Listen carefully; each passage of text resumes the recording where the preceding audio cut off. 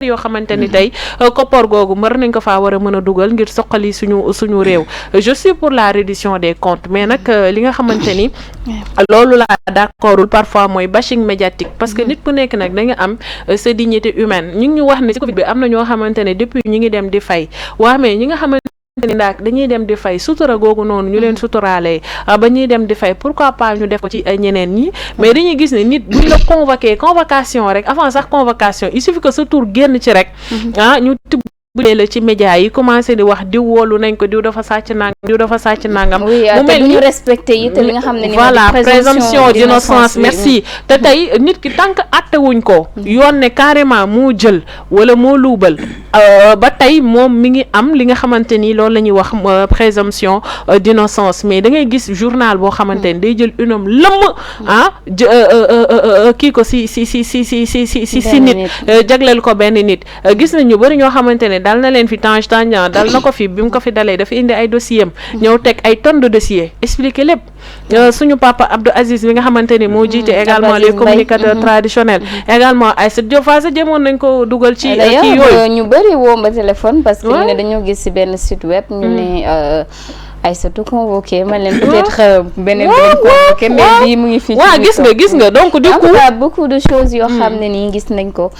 quand même ci li nga xam ne ni moom la ñu woowee réduction des comptes gis nga moo tax nag vraiment bashing médiatique bi moom war nañ ko wàññi bu baax a baax loolu moom xam naa ne il y va de la responsabilité de nos confrères et de nos consoeurs ñi nga xamante ni ay taskatu xibaar lañ ak ñi nga xamante ni également ndaak ñoo leen di jox information yi je pense que même bu fekkee dañ la jox information sax am na benn traitement boo ci war a mën a def ba mën a protéger li nga xamante ni mooy la dignité humaine parce que amul benn fait boo xamante ni pour le moment établir nañ ko à 100% ñi nga dégg ñu leen jox seen convocation yépp ba tey fi mu toll nii yoon waxagul ndax ñoo def wala defuñu donc nag ñu bañ ci rax daray politique que ce soit Pastef ou opposition wala APR ak fu mu munti doon ñu bañ ci rax daray politique ñu bàyyi yoon suñu justice su réew li nga xamante ni tey war na ko war a mën a def ci dossier yooyu mu daal di koy amal en toute impartialité te bañ ko politiquer nag wax dëgg fa yàlla ay dossiers yoo xamante ni moom on nous parle de centaines de millions voire de milliards buñ ko politiser rek ndaak dafay polluer le débat donc nag moi je pense que il faut dépassionner un peu et savoir raison garder xam ne lii on parle de xaalisu réew mi on parle de koom-koomu réew mi et c'est beaucoup plus important que nos personnes et c'est beaucoup plus important que les débats politiques ñu jël ko teg ko fële bàyyi yoon bi nga xamante ni moom moo habilité pour wax kan moo def ak ku deful mu def li nga xamante ni loolu moo ko war ci dossier yooyu ndaak effectivement merci beaucoup à toi Rougui Sakho analyse bi am na solo Oumar ñu des rek ba tey ci mbir mi xam nga ni nag bëri na daanaka analyse yuñ ci dégg bëri na it commentaire yi nga xam ne ñu ngi ko ciy dégg ñu dem ba ci véhiculer ay information yoo xam ne nii dina diw wala diw jàpp nañ ko alors que loolee amul wala diw dafa luubal xaalisu réew mi ku ci mel ni Abdou Aziz Mbaye gis nañ ne bañ ko jàppee une boo xam ne lépp ci moom la ñëw jagleel ko di wax ne dafa luubal xaalis bañ ko joxoon pour communicateur traditionnel yi loolee it nekk loo xam ne ni amul tey Ndeye Saly Diop Dieng muy mel ni daal dinay rëcc wante ba tey am na ñoo xam ne rëccaguñu ku ci mel ni Moustapha Diop Mansour Faye Soufi Gladima ak ki nga xam ne ni moo di Ismaïla Madior Fall li lee di réduction des comptes tey ñu bëri d'accord ci mais ñu bëri it daal di duun baaraamu tuuma régime bu bees bi fii nekk ak it li nga xam ne nii ne nañ wàllum règlement de compte tey bashing média li nga xam ne nii yaa ngi koy gis ni justice bi di def liggéeyam ay anciens ministres ñu leen di convoqué ban jàngat nga ci def ndak règlement de compte comment dirais-je encore règlement de compte man laa koy gën a jàppee xam nga tey man je ne défends pas un voleur de la République quelqu'un qui a détourné les deniers publics kii tout à l'heure mu ngi koy wax tey boo demee ci biir Sénégal en parlant de notre département y a combien d'écoles yoo xam ne ni tey élèves ci ay abri provisoire la ñuy jàngee bari na y a combien d'écoles yoo xam ne ni tey élèves yi ay nomades lañ 8h 10h fii 10h midi fële midi 14h fële dama jàpp ne loolu moo waroon nekk loo xam ne ni tey buñ la falee li nga xam ne ni askan bi moo ko moom nga delloo ko ci askan wi mais nag sénégalais ci boppam ñoo war a tirer leçon ci lii ndax dama koy wax tout le temps ci plateau nee naa leen ni la quasi-totalité sénégalais ñooy sàccloo les dirigeants. parce que je ne peux pas concevoir ndaak ñu fal la ministre. bu dëj amee ñu woo ndaak bu ngénte amee ñu woo ndaak bu sabar amee ñu woo ndaak bu fosco amee ñu woo ndaak bu lamb amee ñu woo ndaak te alors que ndaak salaire am mayu ko loolu yëpp te yéen xam ngeen carrément que salaire am mayu ko te bu ko deful ngeen mere ko. waa léegi dañoo fal suñ ministre yi pour ñu liggéeyal ñu wala dañoo fal suñ ministre yi pour des parrains c'est la question qui se pose maintenant nag il est temps que tout un chacun tire sa ay leçons bés buñ la falatee nag nga xam naka nga ciy demee cet ancien régime le régime de Macky Sall man duma leen défendre ci lenn loo xam ne ni ci affaire deniers publics la mais lenn moom dama ko bëgg. képp koo xam ne ñu ngi lay topp. nañ respecter la procédure pénale. présomption d'innocence droit des personnes. parce que c'est le minimum. te bokk na ci li nga xam ne ni tey vice de procédure la benn boo xam ne ni salfaañe nañ ko mun na annuler procédure bi complètement ñu reprendre ko à zéro. donc nañ ko respecter beneen aspect bi mooy ñi fi nekk ñu xam ne jamono ñu toll nii pour sol casquette politique ça c'est tout un problème. ndax boo solee un casquette politique. ni ñuy yàqee sa der. wala li ñuy yëkkati di ko teg sa der te pourtant da nga am ay mbokk da nga amee ay doom da nga am soxna da nga am yaay da nga am papa. ñoo jël yenn yi di ko teg sa kaw. xoolal Abdou Aziz Mbaye récemment man dama toog sama biir néeg damaa rus en connaissant la personne ak dignité bi nga xam ne nii am na ko. ñëw tongtongee ko ci réseaux sociaux yi dafa sàcc mais pourtant am nañ possibilité traiter l'information comme il le faut. foofu nag dama leen di duut baaram yéen journalistes yi. ndax am na ñenn ci journalistes yi ni ñuy traiter information nañ xam ne dañuy tooñ. ñu ngi tooñ ndax yow tey information bu ñu la ko joxee ni convoqué nañ ko bul wax ne diw dafa sàcc da ngay gis ñu traité ko loo xam ne ni tey yow boo ko liir yow sa bopp da ngay rus te pourtant ay mbokkam ñu ngi koy gis. ay doomam ñu ngi koy gis ay jabaram ñu ngi koy gis. te ëllëg ak sibil na fekk na loolu dara du ci dëgg. tenk fii nii attewuñ la ba yoon wax ni lii yaa ko def ak tous les voies de recours yoo xam ne nii am nga possibilité bi. dañuy jàpp ni yow am nga sa présomption d'innocence donc nañ respecter procédure bi lépp loo xam ne ni dafa tegu yoon ñu teg ko ci yoon lépp loo xam ne lii la yoon wax ni ñu jaar fii pour topp diw nañ ko def mais nag ñoom ñu xam ne procédure la de dossier ONAS baa ngi fi waxatuñ ci dossier Azer baa ngi fi waxatuñ ci barki dem boo njaay lañ fi saccagé permanence ci Khalifa Sall bi te ki ko commandité woon ki déggoon ñu ne jël leen ay jaasi jël leen ay paaka leneen ak leneen mu ngi fi te loolu yëpp ñu ngi ko taxañ dugal seen tiroir yi. ma ne leen démb la woon Macky Sall xaw ma dafa tegoon soñcu xaw ma dafa tegoon tànk ñoom nag xaw ma lan lañ teg mais nañ xam ne tôt ou tard dossier yooyu dinañ génn. merci beaucoup à toi Omar Rougui. ponk bi ñuy jeexalee moo di visitu le premier ministre fële ca Burkina. mu nag dem fa mais mu am polémique bu rëy a rëy autour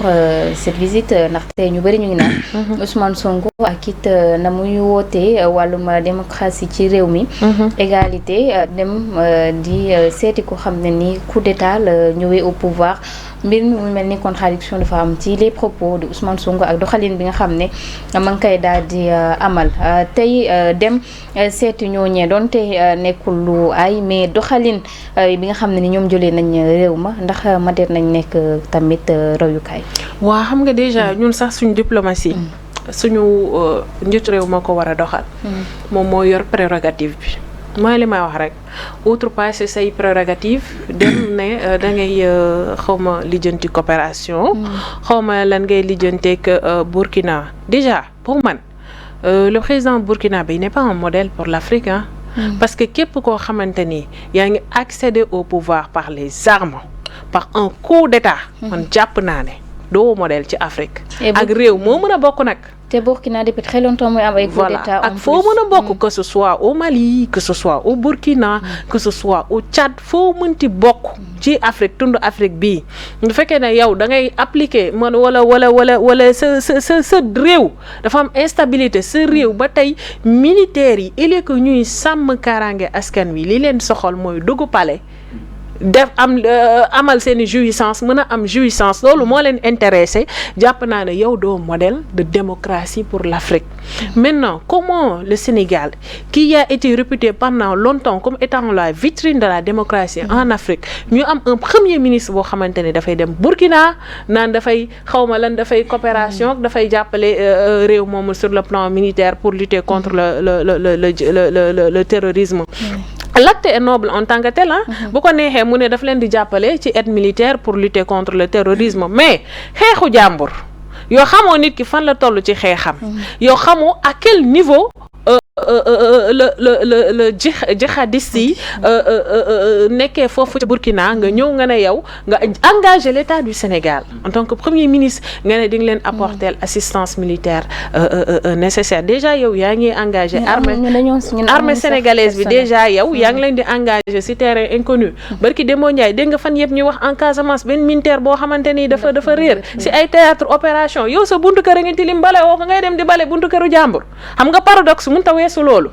yow y a le conflit Casamance qui est encore là même bu fekkee ne sax y a eu beaucoup d'acquis même bu fekkee fan yee dem na fi Guinée-Bissau ne signé na ay accord ak une partie du MFDC ak yooyu noonu mais fan yëpp yaa ngi dégg ñu ngi wax benn militaire boo xamante ni ci benn opération de sécurisation bu amoon ca Bignona ca la réeree te boobu ba léegi kenn gisu ko donc loolu c'est un problème qui est là nga bàyyi loolu nga ne yow da ngay dem Burkina pour jàppale ki nga xamante ni par les armes la ñëwee à la tête de ce pays là et puis nga jël kooku noonu def ko modèle def ko référence. Moi je dis que ni vraiment Ousmane Sonko soit il n'est pas conseillé soit il n'est pas bien entouré soit il prend le contre-pied de Diomaye tout simplement parce que barki Demba Ndiaye le président dem na fi Côte d'Ivoire il est allé voir Ouattara daanaka moom Burkina Faso ak Côte d'Ivoire daanaka nekkuñu les meilleurs amis. Voilà président dem na te Ouattara ak lu ñu ko mënti waxal le monsieur de la France ak lu ñu ko mënti waxal il est adulé par ses pairs il est adulé par ses pairs présidents africains. Diomaye ñëw avion bi seddagul sax yow nga ne da ngay dem Burkina pour jàppale le président si aide militaire pour lutter contre le djihadisme ñun suñu sécurité dafa mat ba ñuy jàppale kenn déggoo barki tey si suba benn xale bu góor boo xam ne dañ ko poignardé à Tambacounda da doon àtte xeex ñu poignardé ko benn góor boo xamante ne dafa dóor fetal jabar ji mu dee chaque jour yaa ngi dégg ay cas d'agression ay cas de meurtre ay ñii rey nañ kii agressé nañ kii nangu nañ alalu kii déjà ñun amuñu sécurité bu doy ba pare nga ne yow da ngay jël suñu armée yóbbu leen fële ca Burkina Faso pour ñu jàppale ñii ci wàllum jihadisme donc yow yaa ngi ñetti dërëm ak la të ba pare ngay diggee fukki dërëm déjà yow yaa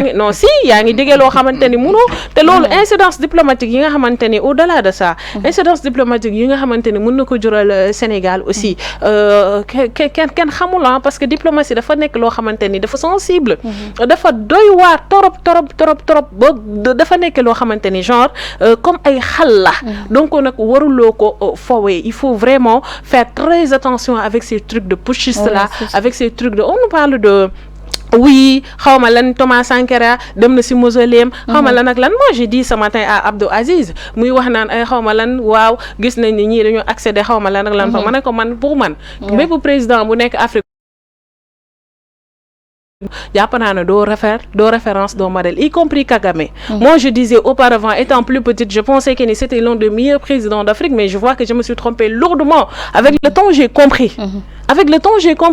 même bu fekkee ne il dafa développer Rwanda mais à quel prix derrière il y a des Congolais qui meurent chaque jour il y a des femmes qui sont violées il y a des femmes yoo xamante ni gis nañ génocide bu fa amoon merci